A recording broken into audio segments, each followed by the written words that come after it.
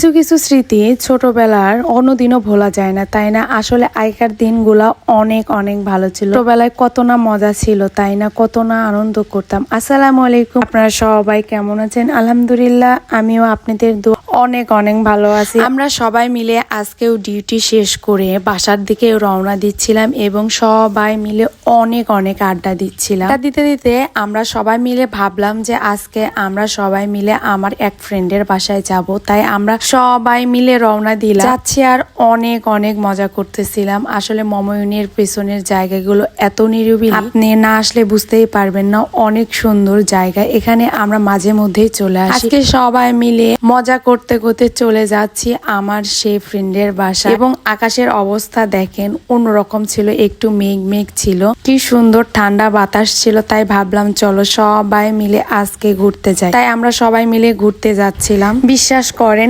এরকম মেঘলা দিনে আমার খিচুড়ি খাইতে খুব খুব ইচ্ছা করে। তাই মনে মনে ভাবতেছিলাম খিচুড়ি হলে অনেক ভালো হয়। এগুলো কথা ভাবতে ভাবতে আমরা সবাই মিলে এখানে একটা সুন্দর একটা ফুলের গাছ ছিল, সেখান থেকে সবাই ফুল নিলাম। ফুলগুলার কি নাম জানি না, কিন্তু আমরা সবাই মিলে ফুল টুল নিয়ে খুব আড্ডা দিচ্ছিলাম। দেখেন আসলে ফ্রেন্ডশিপের মধ্যে এইসব দিনগুলা যখন হারিয়ে যায় না, অনেক অনেক খারাপ লাগে। দিনগুলা হয়তো বা আর কখনোই আমরা ফিরে পাবো না। পড়াশোনা শেষ করে যার যার জীবনে শেষে ব্যস্ত হয়ে যাবে। আমরা দেখতে দেখতেই চলে আসলাম আমার সে ফ্রেন্ডের বাসা। এই সময়গুলো চলে গেলে আমরা এই সময়গুলো আর কখনোই পাবো না। এই সময়গুলো একদিন স্মৃতিময় হয়ে যাবে। আসলে জীবনে যেসব সময়গুলো চলে যায় সেগুলো আমরা আর কখনোই ফিরে পাই না। আমরা সবাই মিলে আমার সেই বান্ধবীর বাসায় আসলাম এবং আসার পরে একটা মজার কাহিনী, আমার বান্ধবী আমাদের জন্য সবার জন্য গরম গরম খিচুড়ি রান্না করলো। বিশ্বাস করেন খিচুড়ি ছিল,